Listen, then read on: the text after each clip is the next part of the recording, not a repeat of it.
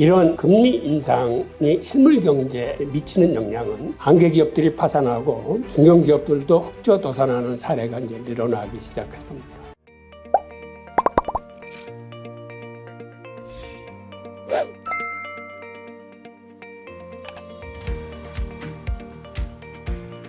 그런데 여기에 뜻하지 않은 중요한 변수가 하나 등장하기 시작합니다. 경기 침체라면, 그러한 부작용이라면 파월이 어느 정도 맞설 수 있는데, 이번에 미국 국채시장에 들이닥친 지금의 어려운 거는 이건 경기 침체하고 또 다른 차원의 문제입니다. 지금 미국 국채시장이 굉장히 어렵습니다. 그 내용을 한번 살펴보겠습니다. 미국이 이렇게 고금리로 치닫다 보니까 특히 미국의 통화정책과는 역주행으로 가고 있는 일본의 통화팽창정책, 중국의 통화팽창정책과 부딪히면서 일본의 엔화나 중국의 위안화가 급격하게 치솟기 시작했습니다. 그러다 보니까 일본 중앙은행과 중국의 인민은행이 환율 방어에 나서면서 자국의 외환보유에 들어있던 미국 국채를 팔아서 달러를 마련한 다음에 외환시장에서 자국 통화를 무제한 사들인 적이 있습니다. 한 지난 두세 달 정도 그랬는데요. 그러다 보니까 미국 국채시장에 일본과 중국이 갖고 있는 국채가 쏟아지면서 공급 과잉에 시달리기 시작하는 겁니다. 게다가 이게 일본과 중국만의 문제가 아니고 미국 국채가 안전자산의 지위를 상실하게 되면서 세계 각국의 중앙은행들이 일제히 자신들의 외환보유고에서 미국 국채를 팔기 시작합니다. 지금 이 그래프가 세계 주요국의 외환보유고에서 미국 국채를 어느 정도 올 상반기에 내다 팔았는지를 나타내주는 그런 그래프인데, 즉 이렇게 세계 각국의 중앙은행들이 미국 국채를 팔다 보니까 사실 미국 국채의 가장 큰 손이 세계 각국의 중앙은행들인데, 중앙은행들이 이렇게 국채를 판다는 건 미국 국채시장이 굉장히 심하게 어려워졌다는 걸 의미합니다. 즉 지금 보시는 이 그래프는 미국의 국채금리, 즉 시중금리가 지난 40년간 계속 낮아져 왔어요. 금리가 낮아진다는 이야기는 국채 가격이 계속 오른다는 걸 의미를 합니다. 그러니까 과거 40년 동안은 미국 국채를 사두기만 하면 국채가 대부분 올랐어요. 그래서 국채가 안전자산이었습니다. 그런데 최근 팬데믹 사태를 맞고 난 다음에는 이게 반전돼가지고 미국 국채 가격이 떨어지기 시작합니다. 즉 안전자산의 지위를 상실하고 이제는 위험자산이 된 거예요. 그러다 보니까 세계 각국의 중앙은행들뿐만 아니라 다른 국채 수요자들, 영국임이나 펀드나 은행이나 할 것 없이 미국 국채를 지금은 이제 팔고 있는 형국입니다. 즉 그렇게 공급이 많이 쏟아지니까 국채 가격이 떨어지고, 국채 가격이 떨어진다는 건 금리가 오른다는 걸 의미하거든요. 그래서 지금은 미국 10년물 국채 같은 경우에 4%까지 올랐다가 지금 3%대에서 숨고르기를 하고 있습니다. 우리가 이렇게 장기 국채의 경우에 표면금리가 조금만 움직여도 채권 가격은 굉장히 급락하게 되는 걸 볼 수 있는데, 예를 들어서 40년 만기 국채의 예를 보면 2061년 만기가 돌아오는 국채의 경우 표면금리가 0.5%짜리 국채는 지난해 말만 해도 원금이 1달러당 97센트에 거래됐는데 8월에는 이게 58센트로 급락을 했고 최근에는 24센트까지 내렸어요. 그러니까 금리가 조금 움직인다는 얘기는 특히 장기채인 경우에는 그 국채 가격이 심하게 폭락하는 것을 우리가 알 수 있습니다. 이래서 제가 생각보다는 특히 장기채 같은 경우는 굉장히 이제 위험한 자산이 됐습니다. 그런데 지금 이 그래프에서 보면 외국 중앙은행을 포함한 외국이 미국 국채 투자자 비중에서는 가장 높아서 거의 비중이 한 38% 되고, 그 다음에 높은 게 연준입니다. 연준이 미국 국채의 한 16% 정도의 비중을 갖고 있으면서 미국 국채를 갖고 있는데, 여러분들도 아시다시피 연준은 지금 긴축을 하면서 월 600억 달러 규모의 국채의 재투자를 종료시키고 있습니다. 이 얘기는 무슨 얘기냐면 국채를 팔면 시중에 국채시장이 너무 급격하게 위축이 되니까 시중에 내다 팔지는 않지만 만기가 돌아오는 국채에 롤오버를 하지 않고 그거를 종료시키는 겁니다. 즉 국채를 이제 만기 돈을 받고 이제 폐지시킴으로써 사실은 시중에 국채를 파는 효과하고 사실은 효과는 같습니다. 또한 주요 연기금과 펀드가 미국 연준 다음에 큰 손인데, 지금은 연기금과 펀드도 미국 국채 그 보유량을 축소하고 있습니다.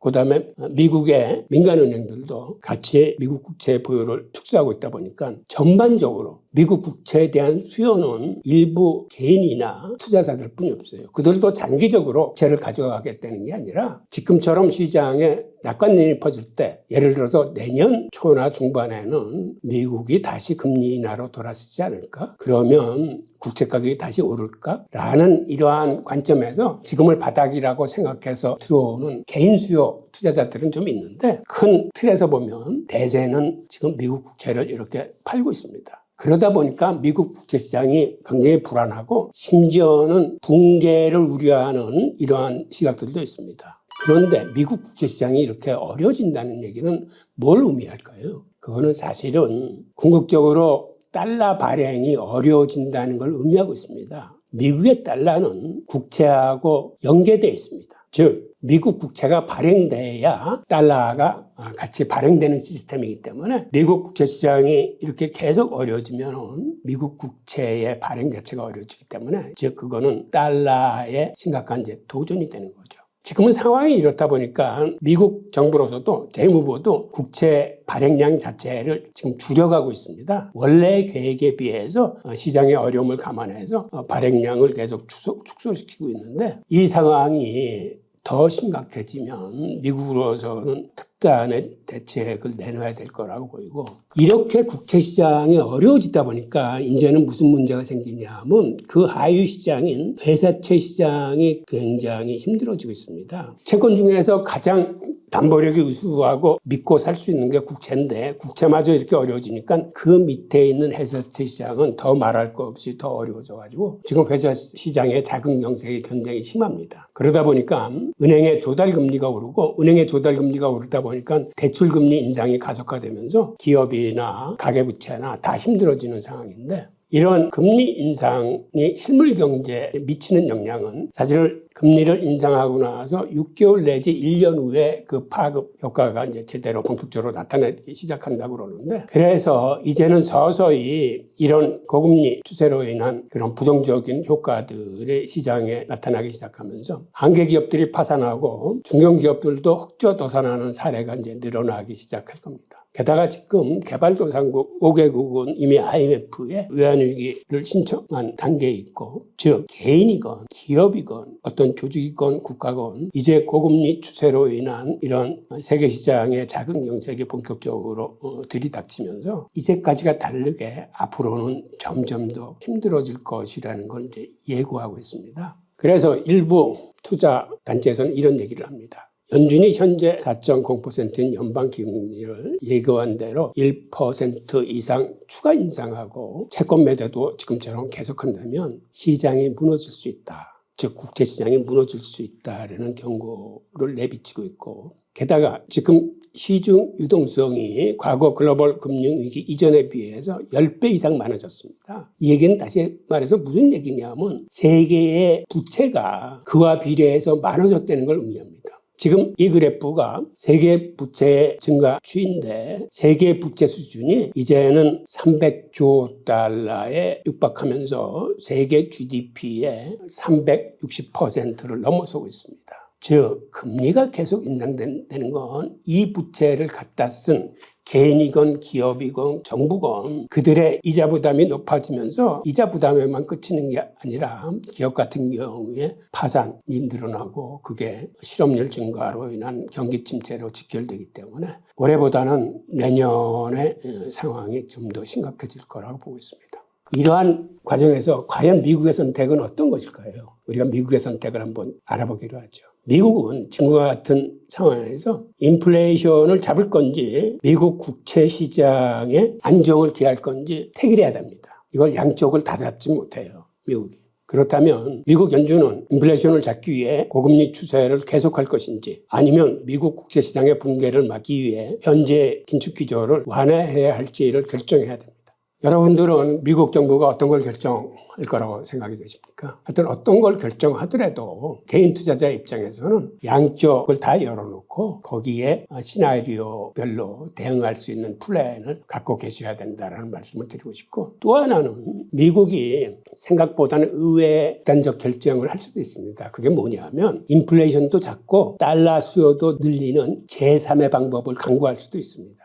이게 이론상으로 가능할까요? 내용을 한번 들여다보죠. 우선 미국은 고금리 추세로 인한 그간의 강달러 정책에서 약달러 정책으로 전환할 가능성이 있습니다. 근데 달러 자신은 스스로 절상이나 절하를 얻기 때문에 상대 통화를 절상으로 유도함으로써 자국의 통화인 달러를 약세로 가져갈 수는 있어요. 즉 유로화 같은 경우가 달러 인덱스의 비중이 58%를 차지하기 때문에 유로화를 강세로 가져가면 미국 달러는 약세로 가져갈 수 있습니다. 이 얘기는 EU가 미국과 같은 금리의 자이언트 인상을 계속해주고 그 다음에 경제가 살아날 수 있게 미국이 뒷받침을 해주면 강달러 현상에서 벌어지는 이런 일은 방어를 하면서 약달러로 가면은 금리를 올리면서 인플레이션도 잡을 수 있을 뿐만 아니라 지금 같은 고환율 추세로 인해서 미국 국채가 시장에 매도되는 현상은 막을 수가 있습니다. 그래서 이러한 정책을 취할 가능성이 하나 있고 또 하나의 가능성은 범세계적으로 달러 수요를 증대시키기 위해서는 외환위기를 촉발시킬 수도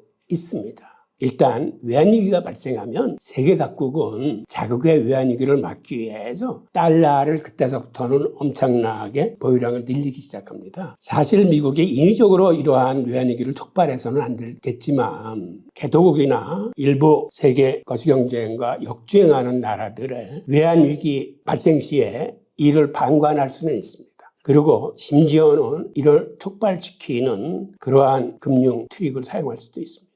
그래서 우리 투자자 여러분들은 미국이 앞으로 인플레이션과 미국의 국채시장 이 양쪽에서 어떤 스탠스를 취할 건지 그거를 눈여겨보시면서 예상되는 시나리오에 잘 대응해 나가시기를 바랍니다. 감사합니다.